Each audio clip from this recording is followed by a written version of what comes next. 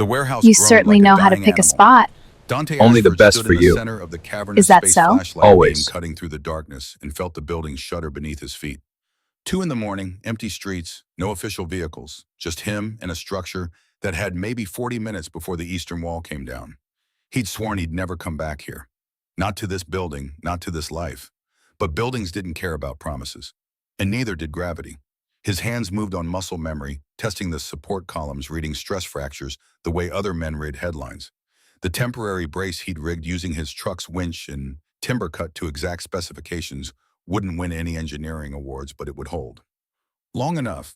In the corner barely visible in the sweep of his flashlight, wooden crates sat stacked in perfect military rows. Shipping codes that didn't match any legitimate cargo. Armed men outside who weren't construction workers. The faint chemical smell of something that shouldn't be stored in a 100-year-old brick building. Dante didn't look too closely at the crates, didn't ask questions, fixed the immediate problem, and got out before anyone could ask his name. Some ghosts he'd learned were better left sleeping. The Charleston afternoon sun filtered through elementary school windows, casting long shadows across the hallway where Dante waited. He stood apart from the cluster of mothers scrolling through their phones, dark eyes fixed on the classroom door. At 38, he carried himself with a stillness that made people instinctively step around him. The bell rang. The door opened. Rosalie came running, brown curls bouncing her 7-year-old frame nearly swallowed by her backpack. Her face lit up the moment she saw him. "Daddy!" She launched herself into his arms.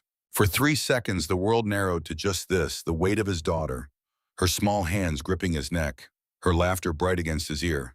Everything he'd walked away from, everything he'd been distilled down to this single perfect moment. "How was your day, little architect?" "We learned about bridges. Mrs. Patterson said some bridges are suspended and some are arched, and I told her my daddy is an engineer." Her words tumbled over each other. "Can we build a bridge at home?" "We can build anything you want." His eyes swept the parking lot automatically. The silver sedan 3 days in the same spot. The maintenance worker trimming the same hedge for 15 minutes. Old instincts that never fully slept. "Daddy, you're doing the looking thing again," Rose said as he buckled her into the truck. "What looking thing, Ma?" "The thing where you look at everything like you're counting it." Smart. Too smart. Catherine's intelligence burning bright. "Just making sure you're safe, sweetheart. That's what daddies do." They drove home through the historic district to the modest craftsman bungalow he'd bought 6 years ago. 3 bedrooms, small yard, solid brick foundation. Nothing that would draw attention. The afternoon followed its pattern. Rose at the kitchen table with homework, while Dante prepped dinner. Grilled chicken, roasted vegetables, brown rice. He'd learned to cook after Catherine died, taught himself through late-night YouTube videos when the silence got too heavy. "Daddy, can I invite someone to my birthday party?" Rose asked, coloring a math worksheet. "Of course. Who?"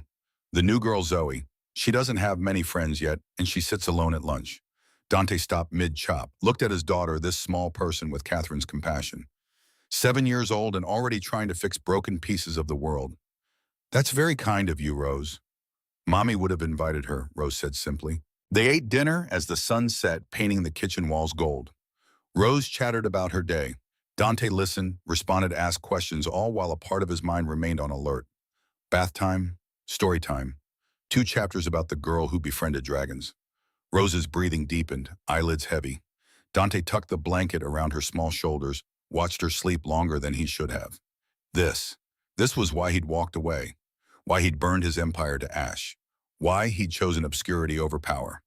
Downstairs, he poured 2 fingers of bourbon and lost himself in structural calculations at his drafting table. Load-bearing walls, stress points, the mathematics of keeping things from falling apart. His phone buzzed at 11:43. Unknown number. Unknown numbers were ghosts from a life that was supposed to be dead. He answered without speaking. "There's a building on Maritime Row, the old warehouse. Foundations failing. It's going to collapse within the hour. People might die." The voice was young male, panicked. "Please, I was told you could help." The line went dead. Maritime Row. He knew that address. Knew it in his bones. That warehouse had been part of the Ashford Holdings, back when he'd been Don Ashford and the city had bent around his word. He should ignore it. Pour the bourbon down the sink, go upstairs, check on Rose, pretend the call never happened. But if it collapsed, if people died, if his silence bought corpses. Dante called his babysitter. Miriam, a retired nurse from 2 streets over, vetted 6 ways from Sunday. She answered on the second ring. Mr. Ashford, is everything all right? I have an emergency on a job site. I know it's late. I'll be there in 10 minutes. Go. He grabbed his toolbox and heavy-duty straps from the garage. Paused at Rose's door one more time. She slept on peaceful and perfect, completely unaware her father was walking back toward the world he'd left behind. The warehouse district was deserted. Streetlights cast pools of orange across cracked pavement. The old maritime warehouse loomed against the waterfront, massive brick from the 1890s slowly surrendering to time. Dante parked 2 blocks away, approached on foot. No official vehicles, no fire trucks or police cruisers. But there were men, 6 of them in the loading bay entrance, dark suits, hands in pockets where hands shouldn't be. They stood with the stillness of people accustomed to violence. His instincts screamed, this wasn't a construction emergency, but the building was genuinely in distress. He could see the eastern wall tilting fresh cracks, spiderwebbing through century-old brick, the groan of stressed timber carrying across the empty street. Dante stood at the intersection of past and present, feeling the weight of both futures. The building groaned again. He grabbed his equipment and walked toward the loading bay. The suited men turned as one. Hands moved toward concealed weapons. Dante kept his movements slow, his toolbox clearly visible. I'm a structural engineer. I got a call about the foundation. Is anyone inside? The men exchanged glances. One spoke into a radio too quietly to hear. After a moment, he nodded. Make it quick. We secure the perimeter, you secure the building. Don't ask questions. Don't look at anything except the structural problems. Understand? Dante understood perfectly. Whatever was inside it wasn't legal and wasn't meant to be seen. But the building was still failing. He went in. The interior was a cathedral of shadow and decay. Massive wooden beams crossed overhead, some sagging under their own weight. The eastern wall was the critical failure point. Someone years ago had attempted to reinforce the foundation with concrete, but they'd done it wrong, created a differential loading situation, now tearing the original structure apart. Dante set to work, not thinking about the wooden crates in the shadows, not thinking about the men outside or the faint chemical smell, thinking about compression and tension, about how force moved through brick and mortar, about creating a temporary brace that would hold. 2 hours later, he'd rigged a support system using his truck's winch-heavy timber and ratchet straps rated for 10,000 pounds. It wasn't elegant, it wasn't permanent, but it would hold. He packed his tools as first light touched the windows. One of the suited men stepped forward as Dante headed for the exit. Named, Dante looked at him and made a choice. You don't need my name. You need the brace to hold. It will, for now. Get a real engineer to do the permanent fix within the week, or this whole thing comes down anyway. He walked out into the breaking dawn, climbed into his truck, and drove away without looking back. By the time he reached home, the sun was fully up. Miriam was making coffee in his kitchen. He thanked her, paid her double, and stood under the shower until the water ran cold, washing away brick dust and the crawling sensation that he'd just made a terrible mistake. But the building stood. No one had died, and he'd kept his name to himself. Rose woke at 7:30, completely unaware anything had changed. They had breakfast. He drove her to school, picked her up at 2:30 like always, his internal clock calibrated to that deadline with atomic precision. It was 3 days before the past came looking for him. Dante was at the coffee shop on King Street, working through load calculations for a residential renovation, when a shadow fell across his table. He looked up. The woman standing before him belonged in a different world. White blazer perfectly tailored over a silk blouse. Dark hair pulled back with effortless elegance. Sunglasses hiding her eyes, jaw set with tension. Behind her, 2 paces back, stood 2 men in dark suits. Bodyguards. The kind that didn't speak, just observed and prevented. The woman removed her sunglasses slowly. Her eyes were the gray of storm clouds. Intelligent. Tired. Too much seen, too little sleep. Why did you leave without your name? She asked. Her voice was controlled, but something vibrated underneath. Not anger, confusion mixed with frustration, mixed with desperate relief. Dante set down his pencil with careful precision, leaned back, bought himself 3 seconds to think. He recognized her. Genevieve Moreau. Everyone in Charleston real estate knew the Moreau name. Old money, older legacy, the development empire built on historic preservation and ruthless business acumen. The column is secure, he said, his voice flat. You didn't need a name. You needed a brace. I needed to know who kept my $20 million development from becoming a pile of antique bricks. She pulled out the chair opposite him without invitation, sat with practiced grace. My lead contractor said it was a total loss. Said we had to demolish the eastern wall entirely. You walked in, looked at it for 60 seconds, rigged a temporary support, and proved him wrong. She leaned forward slightly. He caught the scent of her perfume. Rain and stone and midnight gardens.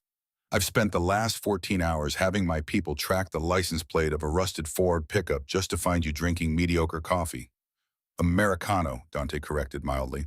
Not espresso. The bodyguard shifted.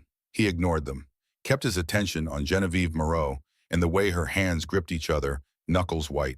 She was twisting a silver ring on her right index finger. A tell. A crack in the armor. I'm a structural engineer. I saw a lateral load failure. I fixed the immediate hazard. That's all. He began rolling up his blueprints. I have a firm to run and a daughter to pick up from first grade at 3. I didn't think you'd want to find a single dad with a strict schedule to manage a commercial site.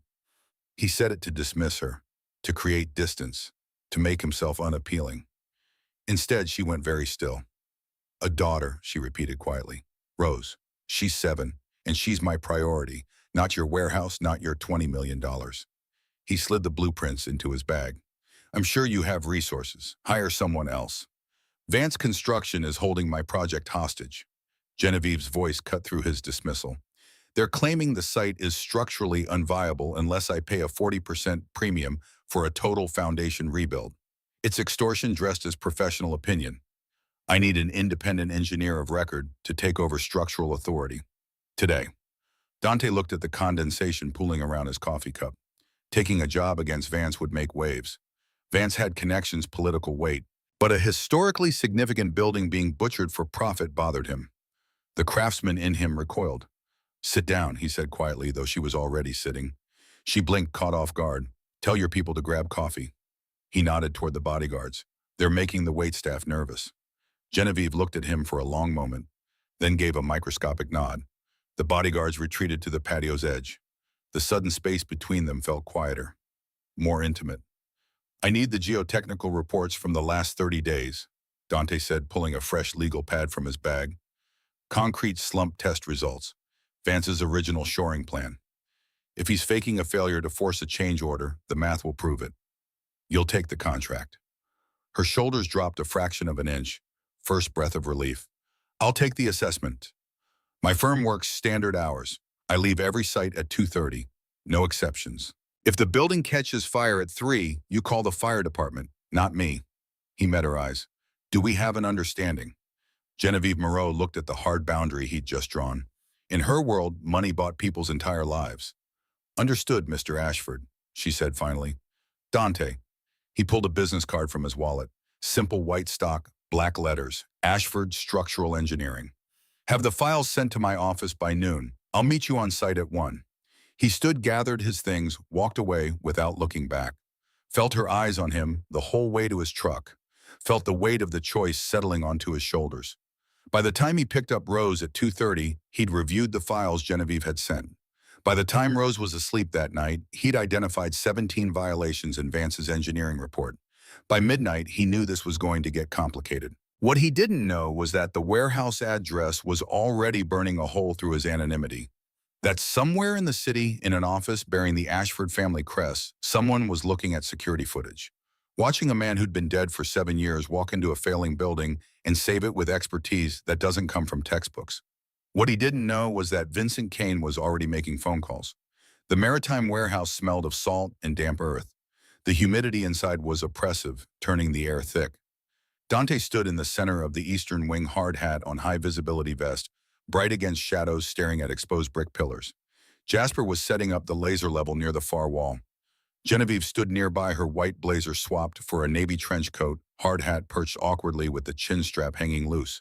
Dante stepped closer, reached out, adjusted the strap with quick professional movements. Hard hats don't negotiate with designer coats. Safety rules are safety rules. For a moment, her mouth fought a smile. Then she exhaled a surprised laugh, the sound cutting through the heavy air. Jasper glanced over, caught the moment, went back to work without comment. If this falls off, I'm blaming you, Genevieve said. Fair.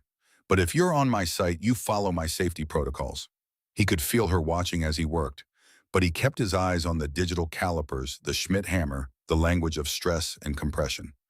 The mortar degradation is superficial, he said.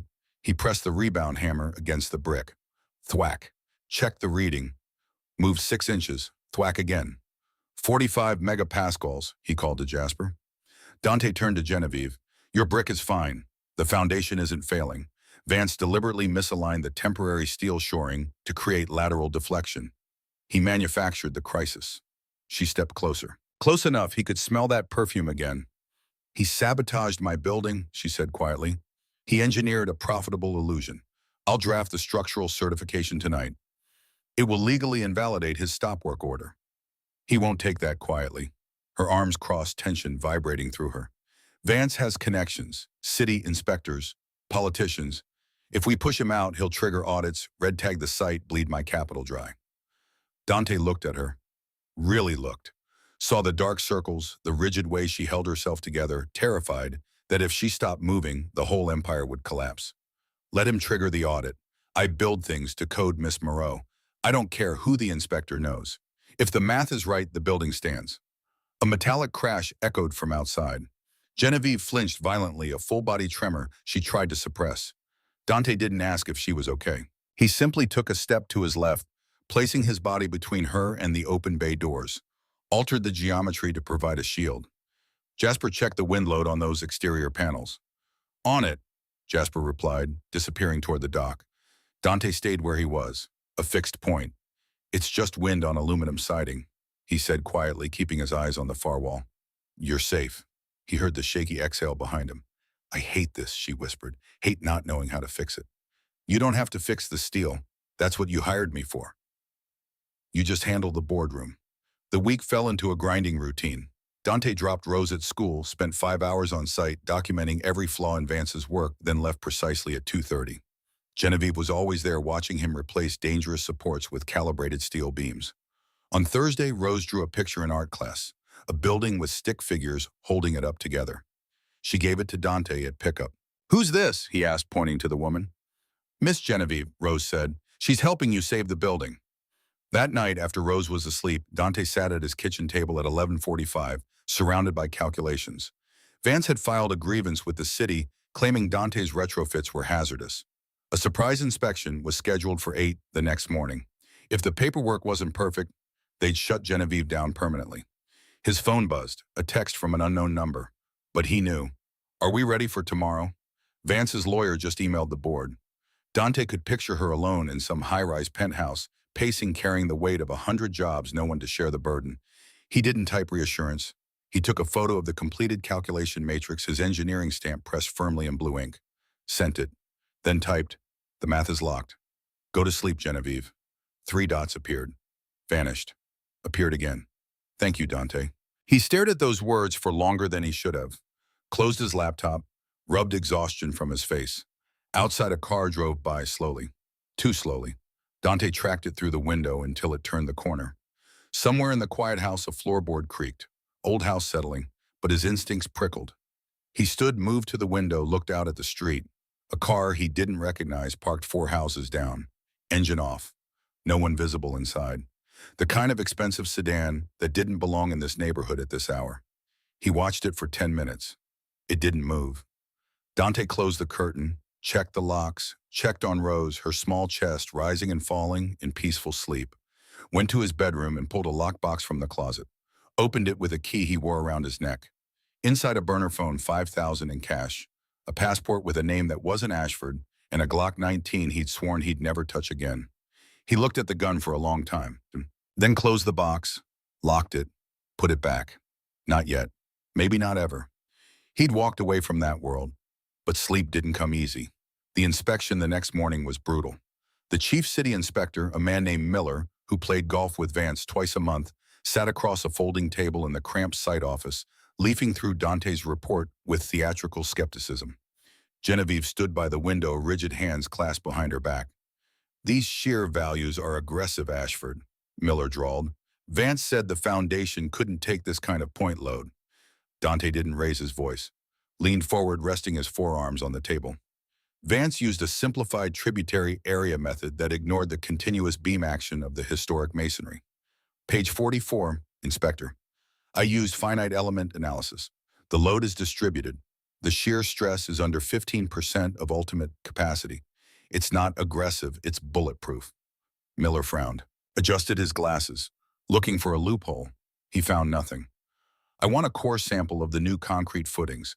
If it doesn't hit 4,000 pounds per square inch, I'm red tagging the site. The cure time is only 7 days, Genevieve interrupted. Code requires 28 days for final strength testing. I can do whatever I deem necessary for public safety, Miss Moreau. Dante reached into his bag, pulled out a sealed laboratory folder, slid it across the table. I used Type 3 high early strength Portland cement with a super plasticizer admixture. Took 3 cylinders at the 5-day mark, had them broken by an independent state-certified lab. The results are in that folder. They hit 4,200 PSOS in 5 days. At 28 days, it'll exceed 6,000. The foundation is stronger than the street you drove in on. Miller stared at the stamped lab results. The silence was absolute. Dante stood, buttoned his jacket. The engineering is sound, Inspector. Sign the continuation permit, or I'll take this report to the state licensing board. Miller's jaw worked. He glared. Then with sharp, angry motions, pulled his pen and signed the green sticker. Slammed it on the table. Walked out. The door clicked shut. Genevieve let out a sound that was half gasp, half laugh. The rigidity drained from her all at once. She swayed, leaning back against the cheap paneling. Dante stayed on his side of the table. Wanted to cross those 4 feet. Wanted to pull her away from the wall and let her rest. The urge was physical weight in his chest. Instead, he packed his files carefully. You handled him, she said softly. The facts handled him. I just put them in the right order. She smiled, genuine and unguarded. You don't take credit for anything. I take credit for the steal. The rest is noise. He checked his watch. It's 2:15. I have to get Rose. Of course, she walked him to the door. As he reached for the handle, her hand came up resting lightly on his forearm. Dante froze. The touch wasn't electric. It was a transfer of stability. Her tremor stilled as she held onto his jacket. Thank you, not just for the permit, for not letting me panic. He looked at her hand, then her eyes. You don't strike me as someone who panics. You just needed someone to hold the clipboard for a minute. He stepped back, gently breaking contact. Respectful. I'll see you Monday. Dante made it to Rose's school with 3 minutes to spare. Watched her burst through the doors with her usual enthusiasm. Listened to her chatter about fractions and the butterfly they'd found. Normal. Safe. His world. That night, after Rose was in bed, the package arrived. No return address. Plain manila envelope. Left on his doorstep. Dante opened it, standing in his kitchen. Inside photographs. 8 of them. All of him. But not the him that existed now.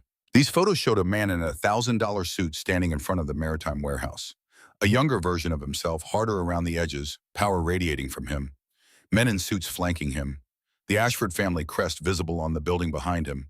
The last photo was different. Closer. His face in sharp focus taken with a telephoto lens. Recent. From 3 nights ago. The night he'd saved the building. Side by side, then and now. Dead Don and living engineer. Same man, same face. There was a note, simple, typed. Welcome back, Don Ashford. We should talk. You have 48 hours before these go wide. No signature, no number, no instructions. Just the certainty that his carefully constructed life had just cracked down the middle and everything he'd built for Rose was balanced on the edge of collapse. Dante stood in his kitchen, holding photographs of his own ghost, and felt the past reach up through 7 years of silence to drag him back under. Dante burned the photographs in his kitchen sink at 2 in the morning, watching the glossy paper curl and blacken images of his former self dissolving into ash. The smoke detector didn't sound. He'd disabled it years ago for exactly this kind of necessity. The ashes he flushed, the envelope he shredded, the note he committed to memory before it joined the photographs in oblivion. 48 hours, 2 days to decide how much of his daughter's life he was willing to sacrifice to protect a secret already slipping through his fingers. He stood at Rose's bedroom door afterward, watching her sleep, her small hand curled around the stuffed elephant Catherine had bought the day they'd learned they were having a girl. 7 years of peace, 7 years of believing he could outrun what he'd been. The past, it seemed, ran faster. Morning came too quickly. Rose bounced into the kitchen at 7, already chattering about school play auditions. Peter Pan, she wanted to be Wendy. Dante made pancakes shaped like stars and listened to her practice lines, his mind split between this moment and the ticking clock. Daddy, you're not listening, Rose said, syrup on her chin. I'm listening, little architect. You want to be Wendy because she's brave and she believes. And she flies. Rose spread her arms wide. Do you think I'm brave enough? Dante set down his coffee cup, knelt beside her chair, eye level. I think you're brave enough to do anything. What he didn't say. Please don't inherit my mistakes. Please stay this pure. Please never know what your father was capable of. He dropped her at school at 8:15, watched her run toward her friends, turned to find a black Mercedes idling across the street, tinted windows, engine running. Dante's hand moved instinctively toward his waistband, reaching for a weapon that wasn't there anymore. The rear window lowered 6 inches. A voice from inside. Don Ashford, been a long time. Dante walked toward the car, stopped at the curb, keeping distance. I don't know who you're looking for, but you've got the wrong person. Do I? Because the photos I have say otherwise. The ones I sent last night, and the ones I have copies of. Many copies. What do you want? A conversation tonight, Maritime Warehouse, 11 o'clock. Come alone or the photos go to every news outlet in Charleston, every law enforcement agency, every person in your daughter's school directory. The window rose. The Mercedes pulled away smooth and silent as a shark. Dante stood on the sidewalk outside his daughter's school morning, sun warm on his shoulders, and felt the careful architecture of his new life begin to crack. The site meeting at 1 o'clock felt like moving through water. Dante went through the motions, checking measurements, logging data, but his mind was elsewhere.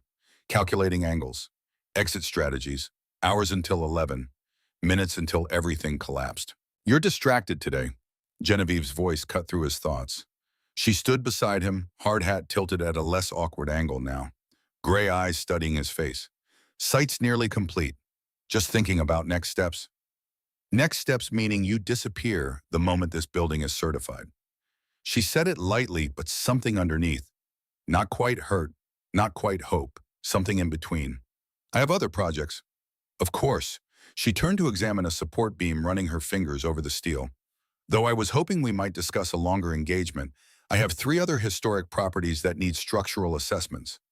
The way she said his name, like it meant something beyond the equations. I'll have Jasper send over our availability, he heard himself say, already knowing it was a mistake. A crash from the loading dock. Both turned. Jasper appeared dusty and apologetic. Sorry, knocked over a ladder, all good. But Genevieve had gone pale. That visceral flinch quickly suppressed. She was gripping the support beam, knuckles white. Dante moved without thinking, positioned himself between her and the dock entrance. Breathe, you're safe. I'm fine. But her voice shook. You're not. And that's okay. He kept his voice low, steady. Something happened. Something that made sudden noises feel like threats. You're safe right now. I promise, Belle. She looked up at him, and for a moment the perfect armor cracked enough for him to see the person underneath. Exhausted. Frightened. Alone. My father, she said finally. He died in a building collapse 5 years ago. I was supposed to be there. I was late to the meeting. The south wall came down. 40 seconds. That's how long it took. Dante understood sudden loss. Understood the way grief could turn the world into a minefield. I'm sorry. It was a construction accident. Faulty concrete. The contractor cut corners, bribed the inspector. By the time anyone found out, my father and 3 others were dead. Her hands trembled. That's why I can't let Vance destroy this building. He won't. The building stands. The math is solid. Genevieve smiled, fragile and genuine. You make it sound simple. It is simple. It's people who make it complicated. Rose had play practice until 4:30. Dante sat in the school auditorium watching her read lines with confidence. She got the part. Wendy, darling. She ran to him afterward, glowing. I'm going to fly Daddy. They have wires and everything. That's wonderful, sweetheart. He hugged her, breathing in the scent of her shampoo, memorizing the moment. They stopped for ice cream on the way home. Rose got chocolate chip. Told him about the boy playing Peter, about the complicated harness system, about how Mrs. Patterson said she had natural stage presence. Normal. Perfect. Fragile as glass. At home dinner and homework and bath time. The usual rhythms. Rose in pajamas settling into bed. Daddy, are you sad? She asked as he tucked her in. Why would I be sad? You have your thinking face. 7 years old and reading him like a blueprint. Just thinking about work, little architect. Nothing for you to worry about. Mommy used to say worry is just la la love with nowhere to go. Rose yawned, elephant tucked under her arm. So if you're worried, it means you love something a lot. Catherine's words in their daughter's voice. It hit him like a physical blow. I love you more than anything in this world.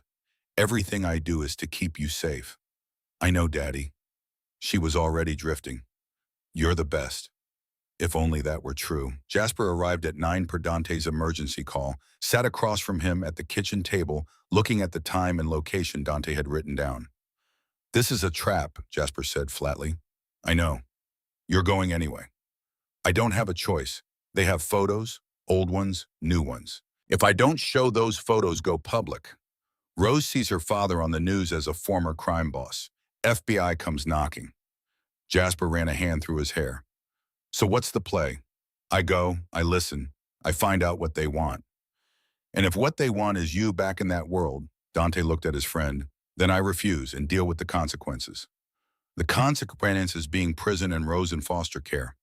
The consequences being I protect my daughter no matter what. Jasper was quiet. I'm coming with you.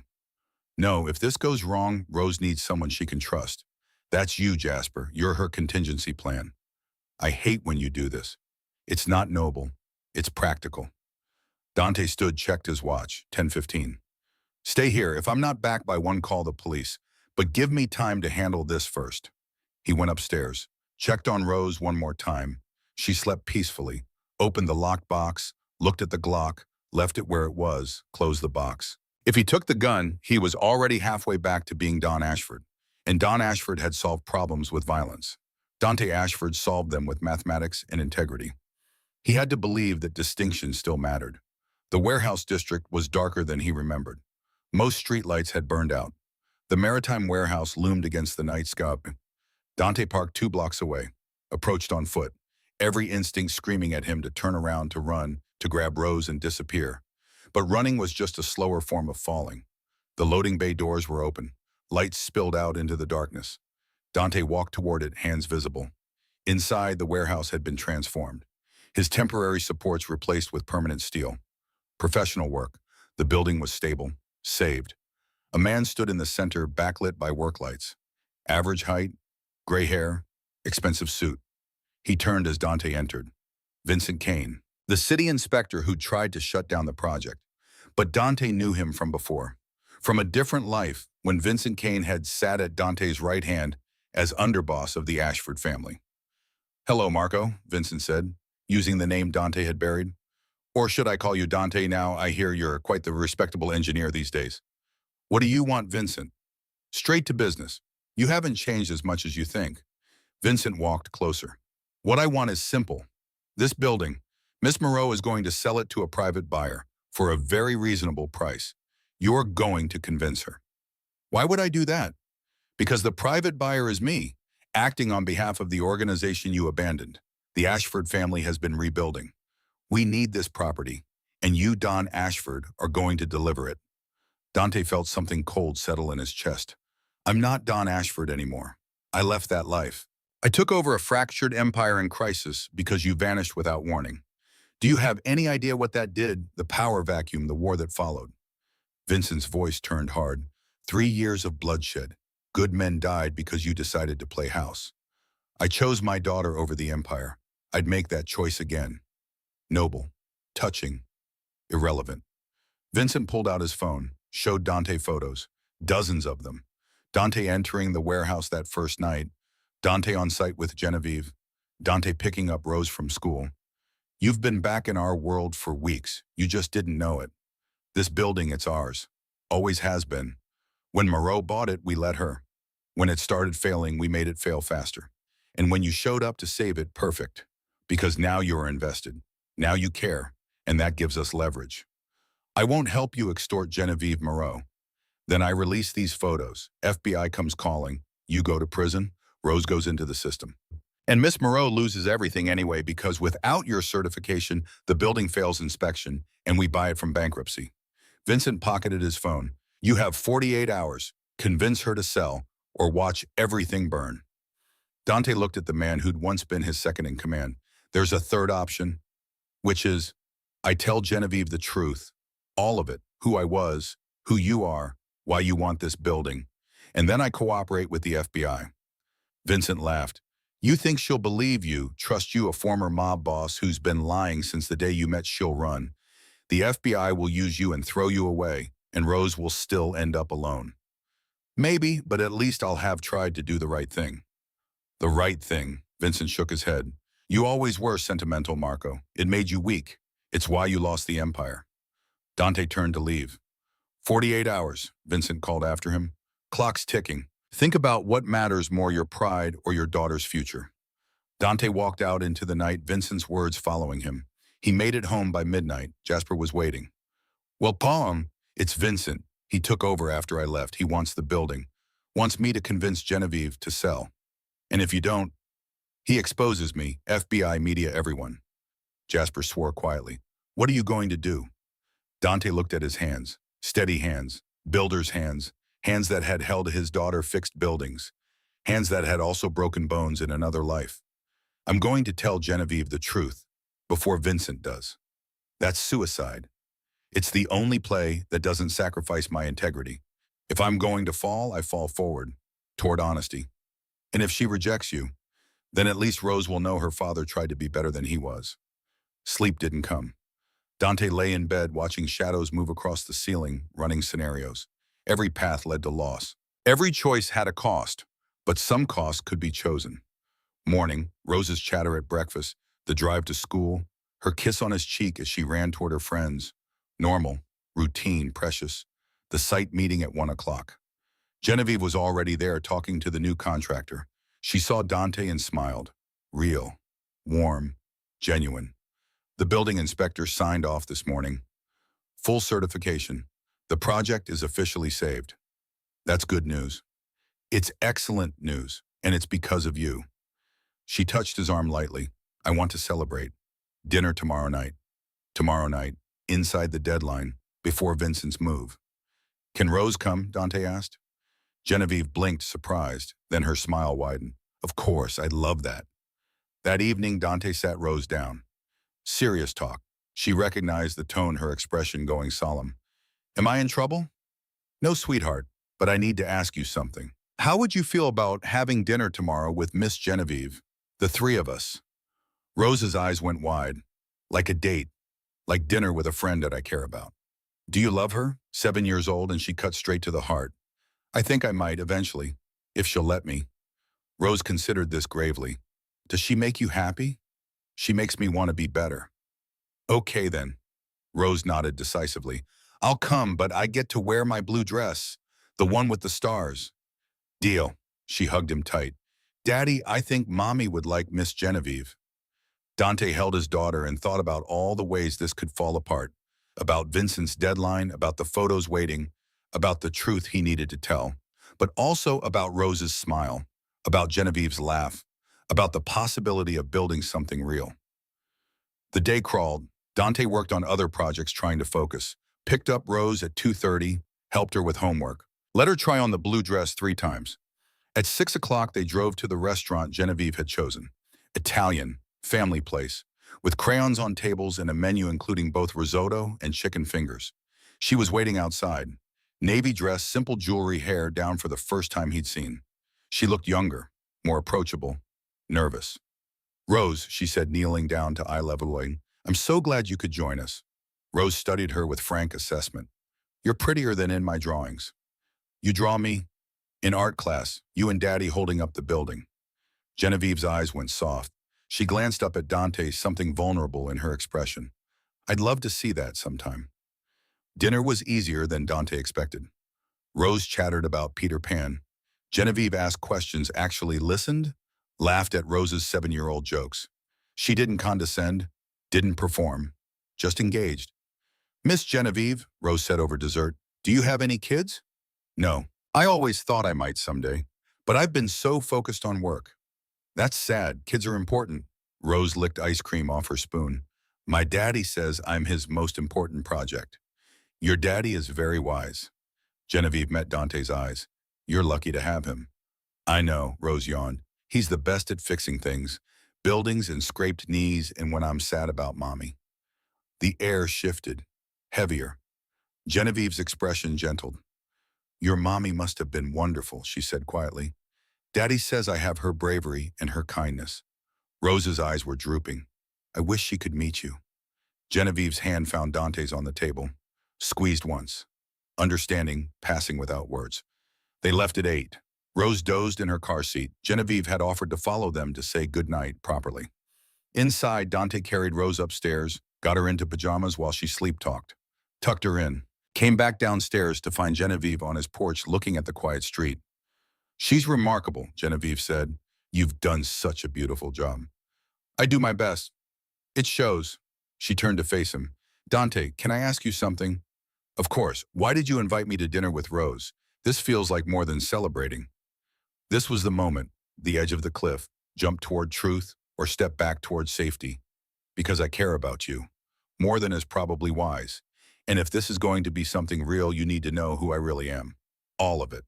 I know who you are. You're a structural engineer, a devoted father. That's who I've become, but it's not who I was. Genevieve went still. I don't understand. Before Rose, before this life, I was someone else, someone you wouldn't have had dinner with, someone who... His phone rang. Jasper. Dante almost ignored it, but Jasper wouldn't call during a moment like this unless urgent. I'm sorry. I need to answer it, Genevieve said. Dante stepped away. Jasper. Vincent just showed up at your house. I'm watching from across the street. He knocked. When no one answered, he left something on the porch. Then he drove away. Dante, I think he knows you're not home. Dante's blood went cold. What did he leave? An envelope. Same kind as before. Don't touch it. I'm coming. He turned back to Genevieve. Her expression had shifted, concern mixing with confusion. Is everything all right? I need to get home. There's a problem I've been trying to handle. It's gotten complicated. Can I help? God, she was offering help. Still trusted him. Not with this, but I need to tell you something. Tomorrow. Can we meet tomorrow? Just us. Of course. Where? The warehouse. 1 o'clock. There's something you need to know about me, about my past. And after you know, you might not want to see me again. But you deserve the truth. Genevieve stepped closer, took his hand. Whatever it is, we'll face it. Together. She didn't know, couldn't know, but the faith in her voice nearly broke him. Tomorrow, he managed. I promise. He drove home fast, found the envelope on his porch, plain manila. No markings, inside more photos. But these were different, recent, from tonight. Genevieve and Rose at the restaurant, laughing, holding hands as they walked to their cars, and a note touching dinner. Shame if something happened to them. You have 24 hours. Convince her to sell, or I start with the people you love. Think about Rose. Beneath it, a phone number. A time. Noon tomorrow. Vincent wasn't giving him until the end of 48 hours. He was accelerating. Forcing Dante's hand. Dante stood on his porch, photos in hand, and felt the walls closing in.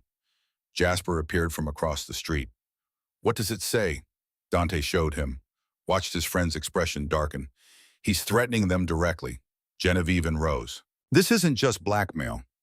This is coercion with violence implied. I know. So what's the play? Dante looked at the photos, at Genevieve's smile, at Rose's joy, at the fragile, perfect thing he'd built being held hostage. I call him. Tomorrow at noon. I tell him I'll convince Genevieve to sell. You're lying.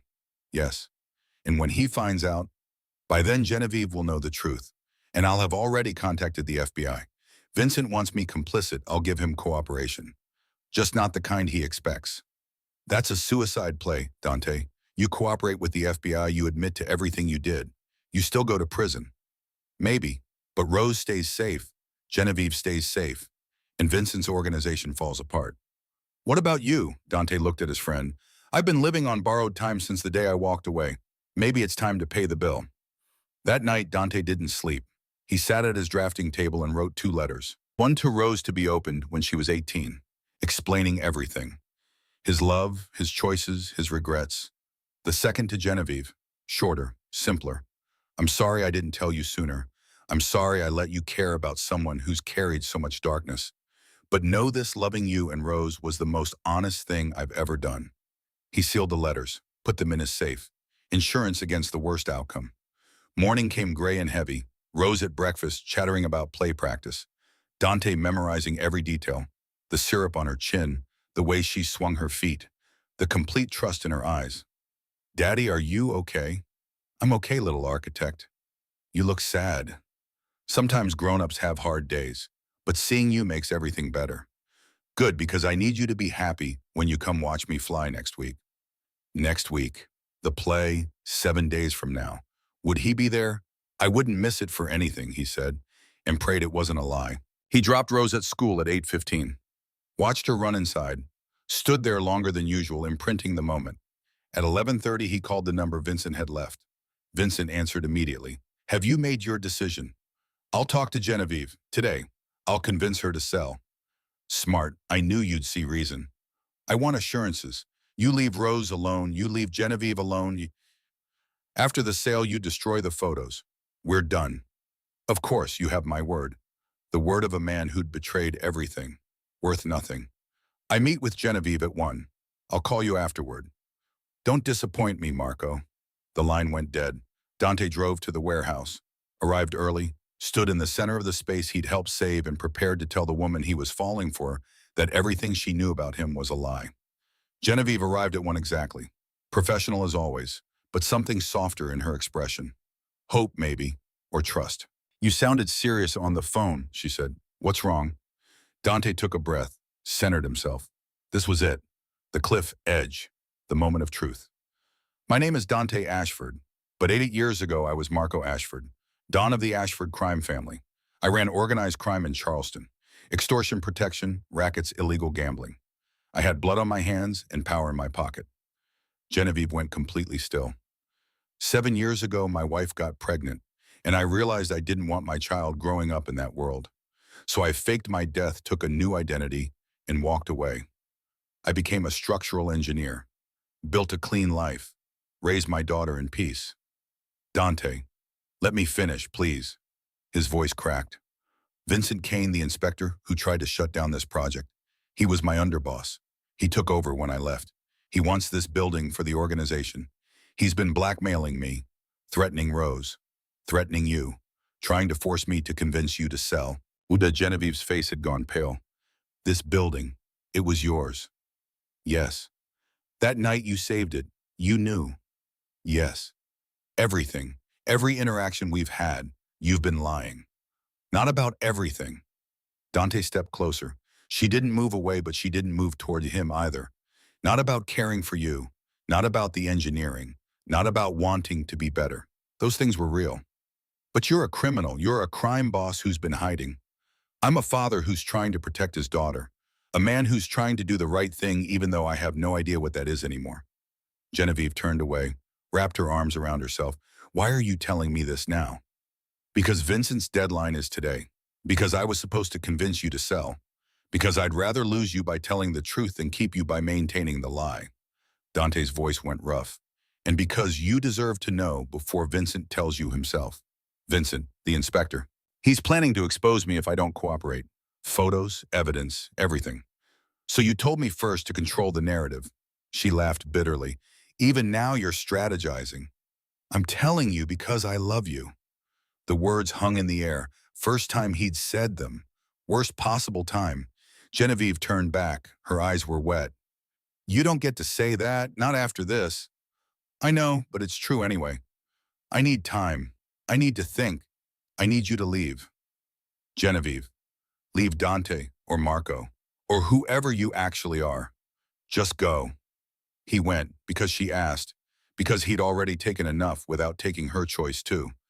Outside, the sky had opened up, rain coming down in sheets. Dante sat in his truck watching water stream down the windshield and felt the last pieces of his carefully constructed life wash away. His phone rang. Vincent, how did it go? She needs time to think about it. You were supposed to convince her, not give her options. I told her the truth about me, about you, about everything. Silence on the line.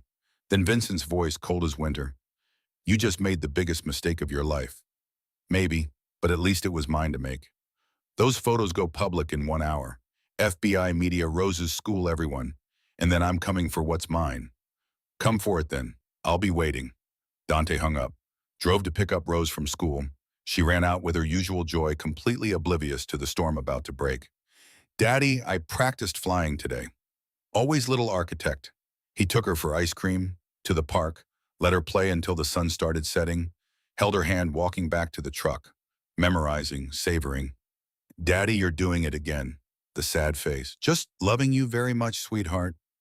I love you too. More than flying. More than anything. Me too, Rose, me too. They drove home as the last light faded. Jasper was waiting on the porch, his expression grim. It started. Photos are everywhere. Local news picked it up. FBI called my office. Dante nodded. Expected. Inevitable. Rose, go inside and start getting ready for bed. Daddy needs to talk to Uncle Jasper. She went, sensing the weight of adult things. What's the play? Jasper asked. I cooperate fully with the FBI. Give them everything on Vincent's operation. Plead guilty to my old crimes. Take whatever sentence comes, but I need you to take care of Rose. Emergency guardianship papers are in my safe. Dante. Promise me, whatever happens, you protect her. Promise me, Jasper. His friend's eyes were wet. I promise. Inside, Dante's phone buzzed. A text. Unknown number. Turn on the news. He did. And there it was. His face. Old photo from his Don days. The anchor's voice serious. Breaking news tonight, Charleston businessman Dante Ashford has been identified as Marco Ashford, alleged former head of the Ashford crime family. FBI sources confirm they're investigating. Rose appeared in the doorway. Daddy, why is your picture on TV? And Dante's heart shattered into pieces he'd never be able to put back together. Dante turned off the television. The silence that followed felt like the moment before a building collapses.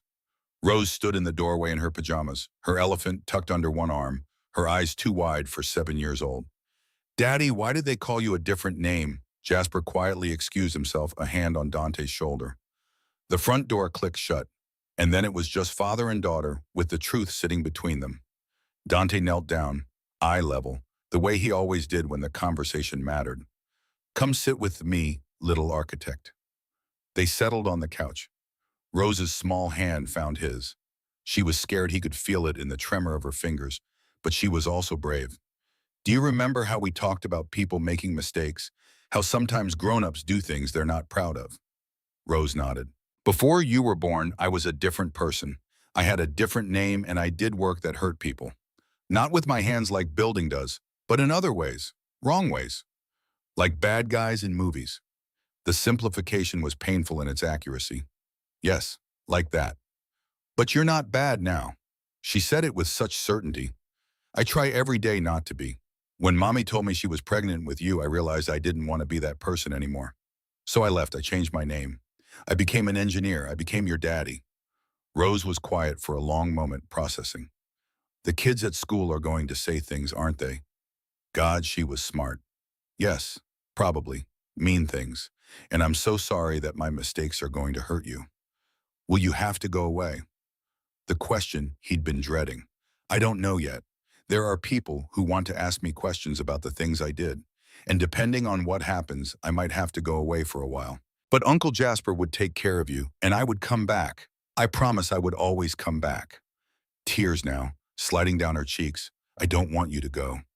Dante pulled her into his arms, held her while she cried, his own tears falling silent into her hair. I know, sweetheart. I know, but no matter what happens, I love you more than anything. You are the best thing I ever built. They stayed like that until her tears subsided. She pulled back, wiped her eyes. Daddy, did you hurt people who didn't deserve it? No, I had rules, lines I wouldn't cross, but I still did wrong things. And now you're trying to fix it. Yes. Rose nodded that solemn expression. Then I think you're brave. Mrs. Patterson says being brave is doing the right thing even when you're scared. Dante's heart cracked open. 7 years old and she was absolving him, offering grace he didn't deserve. When did you get so wise? I've always been wise.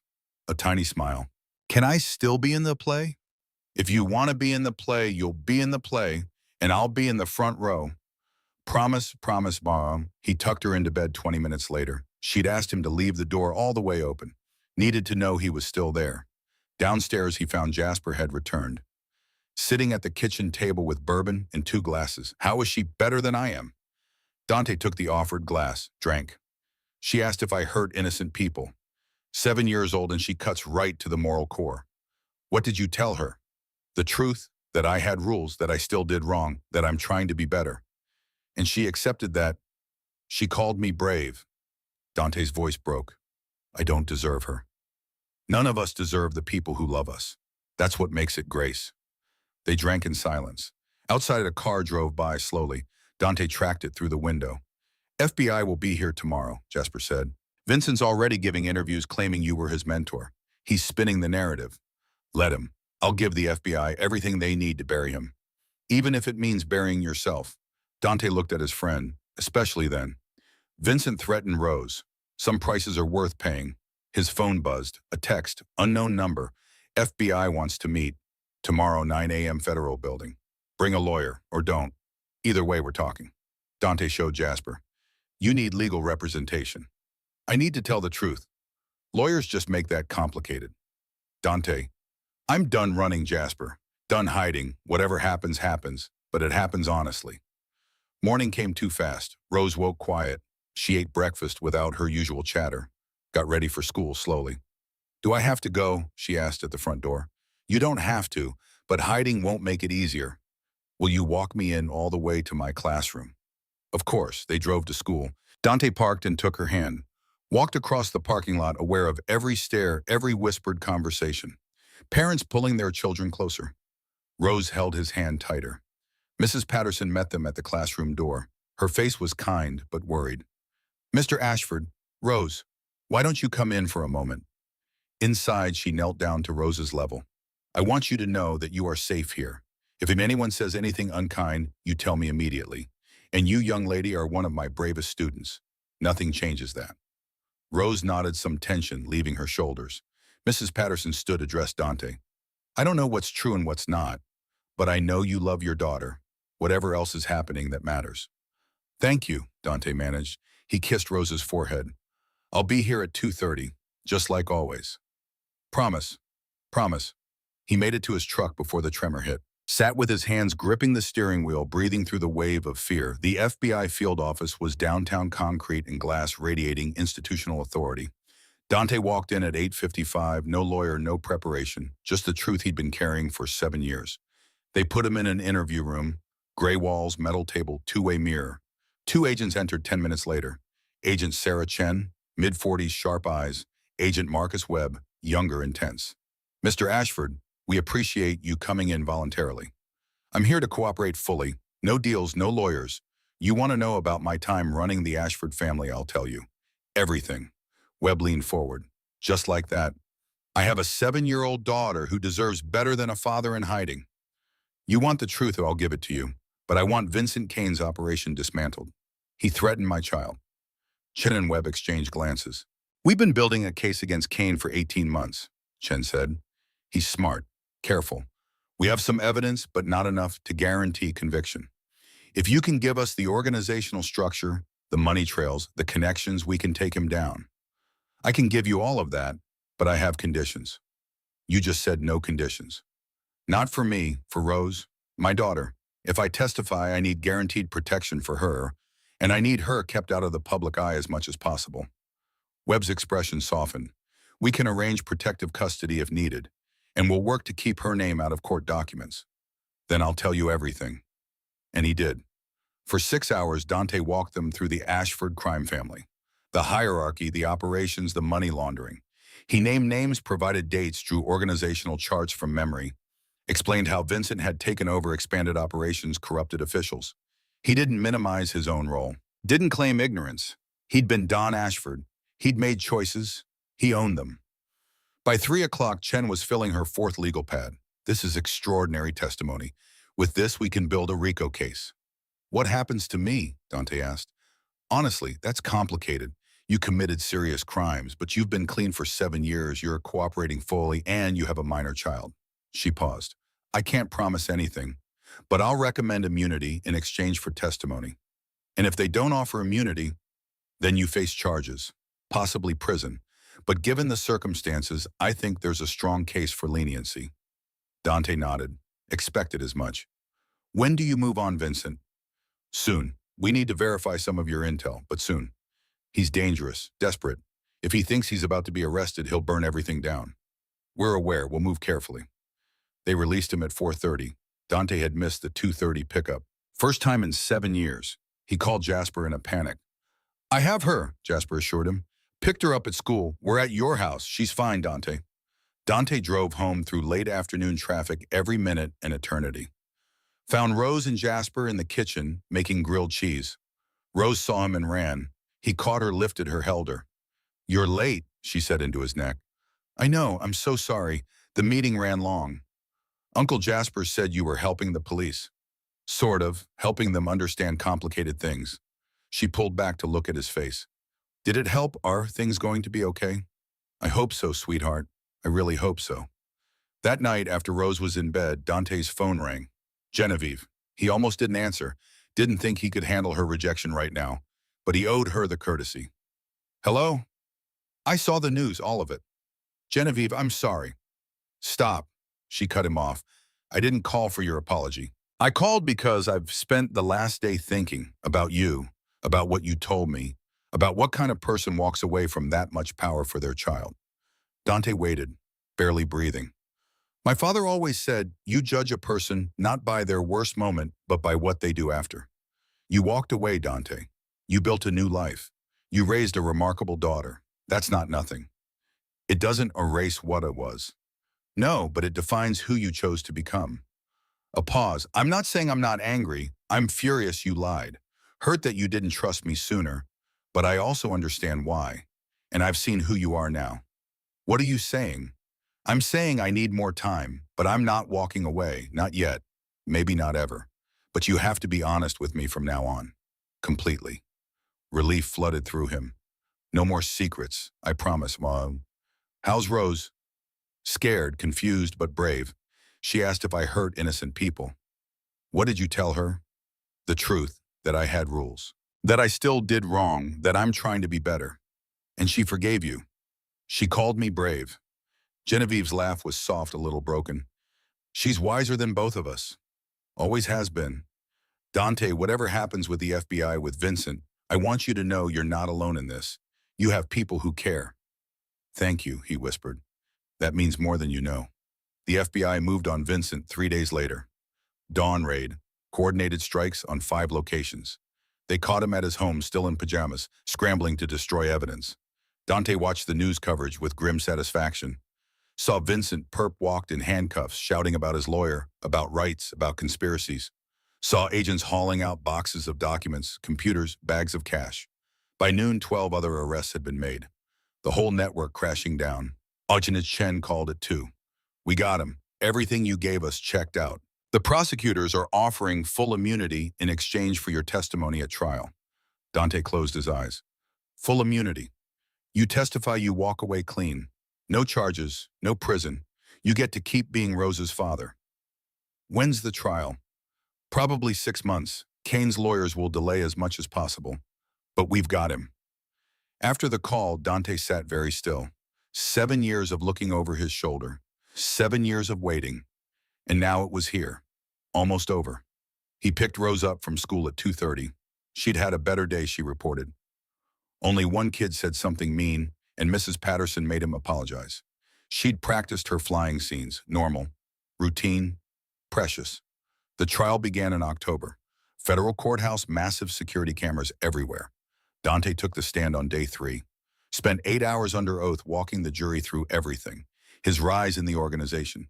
His role as Don. His decision to leave. Vincent's takeover.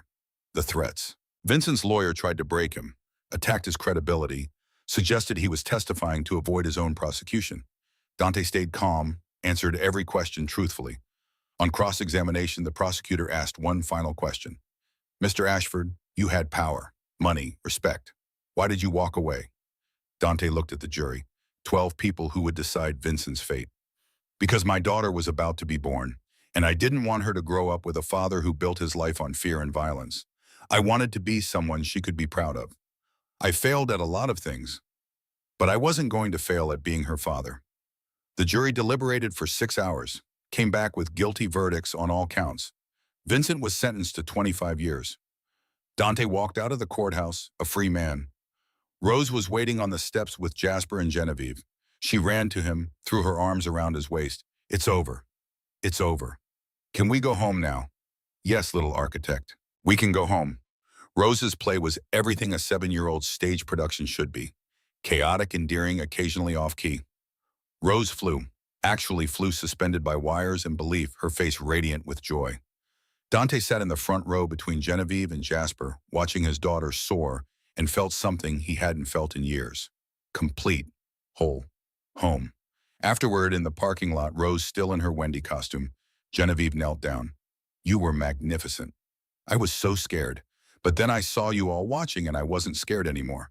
That's because you're brave.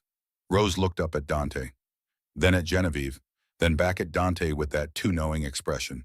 Miss Genevieve, are you going to be part of our family for real? Genevieve glanced at Dante. He nodded.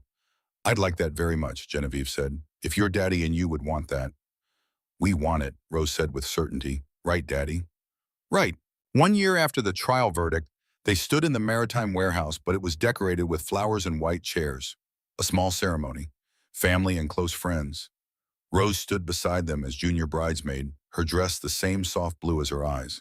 She held the rings on a silk pillow, solemn and important. Jasper officiated. His voice was steady as he spoke about love and courage and second chances. When it was time for vows, Dante took Genevieve's hands. I came into your life through danger and secrets and all the broken pieces of who I used to be. You could have run, but you stayed. You gave me something I didn't think I deserved, a second chance. I promised to be worthy of that gift. To be honest, to be present, to keep choosing you and Rose every day. Genevieve's vows were shorter. Dante, you taught me that the strongest people aren't the ones who never fell. They're the ones who get back up. I love you for your courage, for your devotion to Rose. I promise to stand beside you, to build with you, today and always. Jasper pronounced them married.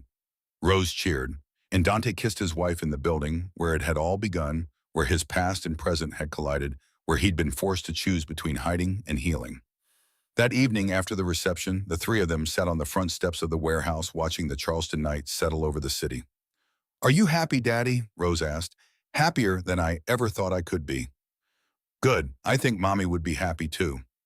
Genevieve's arms came around Rose. I'll never try to replace your mommy, sweetheart, but I'm honored to love you both. I know, Rose said simply. That's why it works. Dante looked at his daughter and his wife at the building behind them that stood solid and purposeful. Some foundations crumble, some need reinforcement, and some get rebuilt entirely stronger than before. He'd been Don Ashford once, powerful and feared and broken. Now he was Dante Ashford, father, husband, engineer. Not perfect, not without scars, but real, honest, home.